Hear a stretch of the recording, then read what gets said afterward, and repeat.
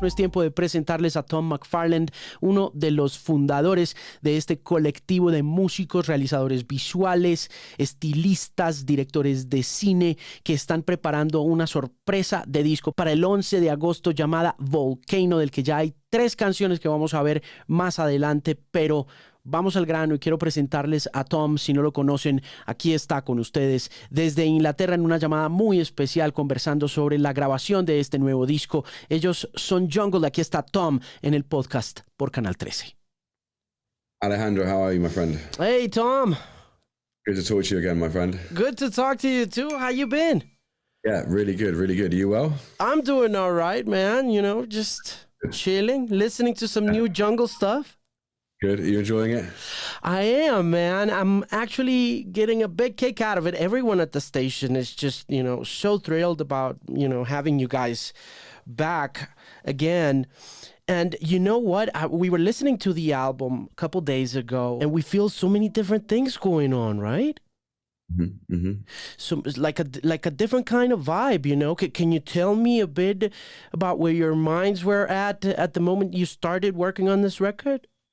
Yeah, I definitely think we wanted this record just to have maximum energy, maximum life. It feels heavier, more electronic in places, but also still just like super groovy and funky all the way through it. And yeah, it draws on a lot of different, just like a wider pool of inspiration this time. We've been DJing a lot recently. I know. Like club shows and festivals behind the decks. And so obviously that's kind of exposed us to way more electronic music than potentially we've been listening to recently. But it kind of almost feels as well like we're going back to our roots. Like when we were kids, we listened to a lot of electronic music. I'd say that the majority of what we were listening to when we were like 10 to 16, 17 was Daft Punk, Justice, Air. It was Chemical Brothers, Fatboy Slim, Basement Jaxx.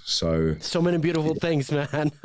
Yeah, man. Like I remember like Groove Armada's record Vertigo was like, man, I fell in love with that record when I was on holiday in Portugal once, and it was just like I had it on cassette. So yeah, it's exciting. It kind of feels like we're going back to something that feels quite youthful to us, and I think that's translating on the record. Definitely. When you get on the turntables, what do you guys play? I've never seen you play as DJs, so I'm kind of intrigued. I actually bought something that you guys did a couple years back, and it was like a collection of mixes. Am I right? Yeah. We did like a mixtape, sort of like a late night tales vibe. Awesome. And that was so cool. It was like, oh my God, these guys, where do you get all the music from, and what do you guys do? I mean, it's just years of collecting and playlisting, and essentially Spotify's been an amazing tool, and that's really accelerated how we find music. But when we DJ, we want to keep it upbeat, fun. We play a couple of remixes. We've had some amazing remixes of our tracks in the past, like Dave Lee did an amazing Keep Moving remix that we play out. MJ Cole has done an amazing remix of Good Times that we play as well. So yeah, we keep it fun. We get like a bit of UK garage in there as well at the end, just for a bit of nostalgia. Aside from garage, what other genres and other things are you exploring on Volcano, on the electronic side? I mean, there are definitely some housey elements. Don't Play has a real French touch vibe to it. Again, massively, that whole scene with Cassius and Busy P, they were just like everywhere when we were kids, and that was a huge part of our sort of like musical education. So yeah, there's some house vibes, there's some Afrobeat vibes as well, a lot of African rhythms, a lot of Latin rhythms. There's things that we've picked up and loved and cherished and wanted to bring into our music and reference in that way. When you decided to go on that electronic route for Volcano, did you think about the live aspect of how it's going to play out when you start going on tour? Because I assume that you'll be on tour soon with this one. Yeah, we're going out at the end of August in the UK for a day or two, and then we go to the States. I actually think that when we're in the studio, we have to be really conscious not to worry too much about how we're going to do this on stage, because otherwise you just end up putting a load of boundaries around you. It's like, oh, we can't do this, we can't do that, we can't do this. And so you end up actually with very little tools available to you for creation. Whereas if you kind of eliminate the prospect of having to get on stage and work it out at some point, then I think you end up with albums that sound much more diverse and much more experimental. Does working with electronica mean that you reduce the amount of musicians that accompany you like they did in Loving in Stereo? No, I think there's going to be 6 of us this time. Okay. I think, yeah, there will be moments where the line between who's doing what, it will be a bit more blurred, and potentially there'll be moments when, you know, the drummer's having a little break by the side of the stage and having a drink, and Josh and I are doing, you know, something a little bit different ourselves between us. So it's going to be really exciting. I think essentially with the live show, what we want to do is sort of replicate the idea of a DJ set, but with a live band. And I think that's where we can make something that's truly unique. Cool. Let's talk about the videos. They seem to be like a sequence as usual. You know, you keep us connected to a story as the singles start coming out. Are you guys directing the videos like you did in previous times, or did you have company this time? Yeah, Josh and Charlie, who have always done all the videos. Same team, same crew. We love everyone, all the dancers and choreographers. Just feels like one big family. Everyone's trying to make the coolest shit. Everyone wants to make stuff look good. And so everyone's got the same goals. And when you get a group of people who are that talented together and they all share the same ambition, you just end up making magic. How do you pick the choreographies? I was watching the new video, the one with Canal Trece, and I was like, oh my God, I wonder what's going on in their minds when they're, you know, when they sit and look at the dancers. What are you looking for? Character, personality, individuality, having the confidence in themselves to like own the camera in that moment, because it's such a joyous thing to do, to like make music and dance to music, and you know, they really show that, and that's who we pick. It's like the people that have the most energy, the most love, the most passion. In the art direction of the videos, there's also a lot of fashion involved. Does this mean working with fashion houses, or is there a particular goal or mindset driving and informing the fashion decisions for the dancers, for the lighting, for the settings? I think it's just about what our taste is, and you know, I think trying to make sure that you get a good blend between something that feels stylish but also fun. I think if it's too stylish, it can feel serious. And obviously, this record is a very exciting, upbeat, fun-sounding album. So we wanted to make sure that we weren't trying to be too cool. And I think we've really managed to achieve that. You know, they look amazing. All the sets, all the lighting cues, all of that was like something that we took a lot of time crafting. There's a lot of detail in there that you don't necessarily expect. So yeah, it's just something that we're super proud of that we managed to achieve. How many more videos are there coming up? So there's going to be a whole film essentially, and it's going to have like a storyline. So you'll see. It kind of feels like a little bit West Side Story vibes in terms of how there's definitely Romeo and Juliet elements to the storyline. So yeah, it's exciting. We can't wait to share the whole thing. Does the storyline have anything to do with the lyrical content of the album or not? Not necessarily, but I think the album in general has a curve of emotion, and there are definitely bits in the script where what's happening in terms of the flow of the record is really augmented by what's happening in the story. Right. Talk to me about collaborations. You've grown fond of collaborations as Jungle evolves. You know, it started as a very tight two-man unit accompanied by bright and brilliant musicians. But then, you know, we start seeing more and more of these. You know, we see Eric the Architect on this one. We see Bass again on this one. We see Canal Trece. Tell me more about the decision to collaborate more and more as the years evolve and Jungle evolves. It's just exciting, man. And I think collaborating is often an experience that is incredibly educational. You learn a lot about your own creativity. You learn a lot about someone else's inspirations. And that's just a really beautiful process. And I think musicians, you know, we can be quite insular people. You know, meeting other people is not necessarily a strength of ours. But I think once you meet someone else who's creative and who understands you and you understand them, then you make really cool shit, and it's exciting and fun. Does it expand your audience?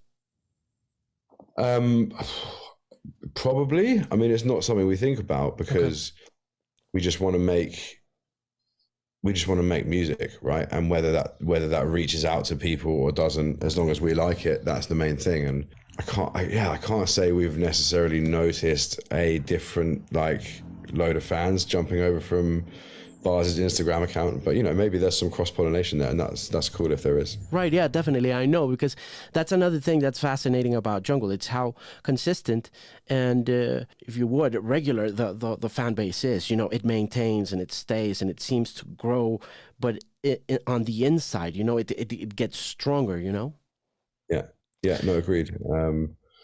We've got amazing fans all over the world.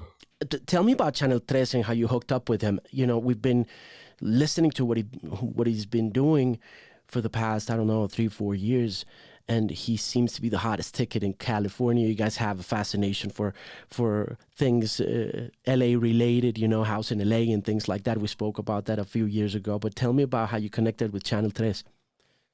So we met him in LA doing a session like a couple of years ago, and made a load of music. And then when we were putting this record together, we had a song that we just knew that this a cappella that we had from him sitting around was going to really work on it.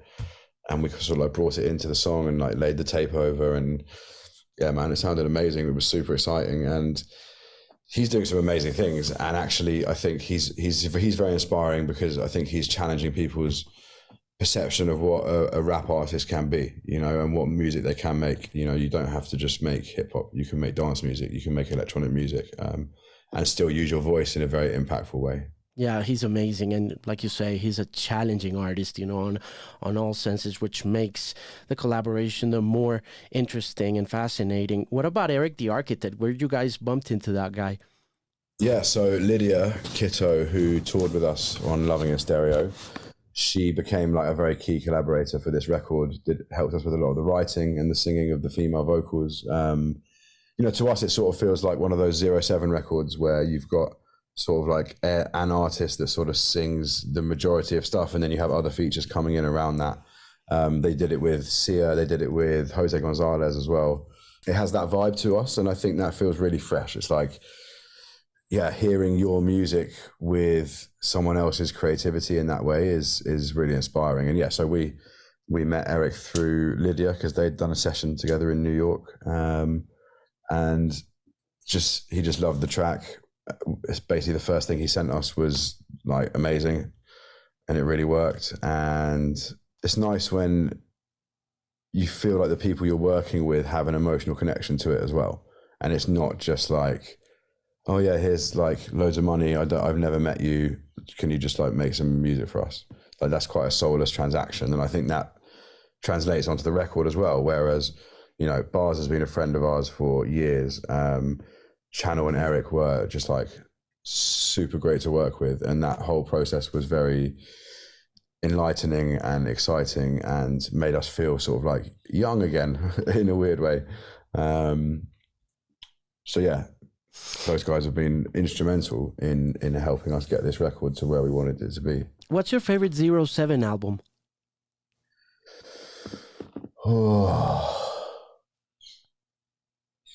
Mine is The Garden, by the way. Just had to say it. I think mine is actually also The Garden. I think that's the one that I have the most connection to emotionally. Like the Cross, like the Crosses version, like the Jose Gonzalez on the Crosses. They did such a good version of that. And Eric brings so much flow and flavor to the table, man. It's such a beautiful song, and it was so exciting to see your Instagram watching the breakdancing champion, I think it was, dancing to Candle Flame. Cool.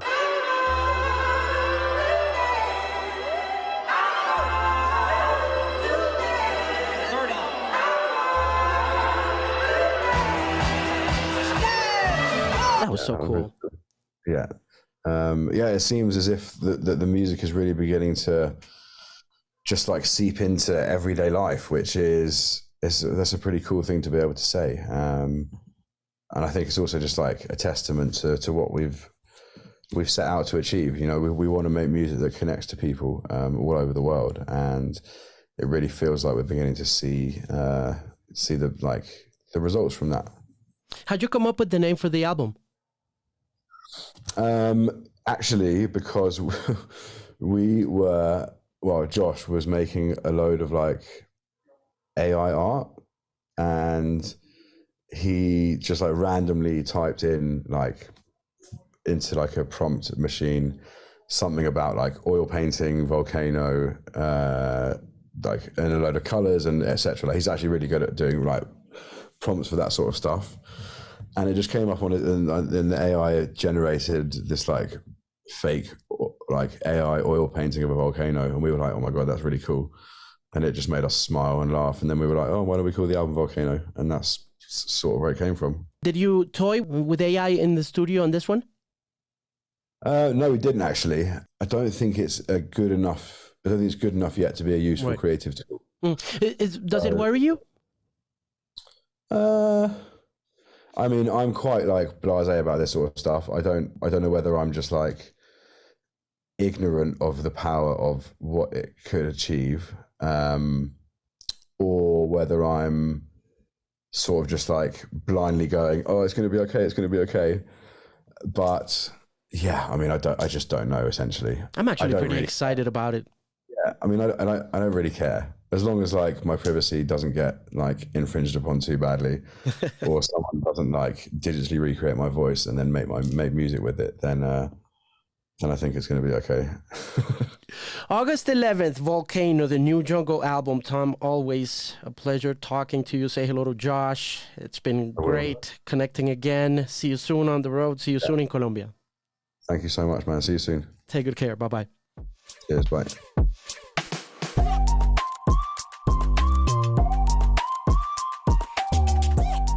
Colombia, potencia de la vida.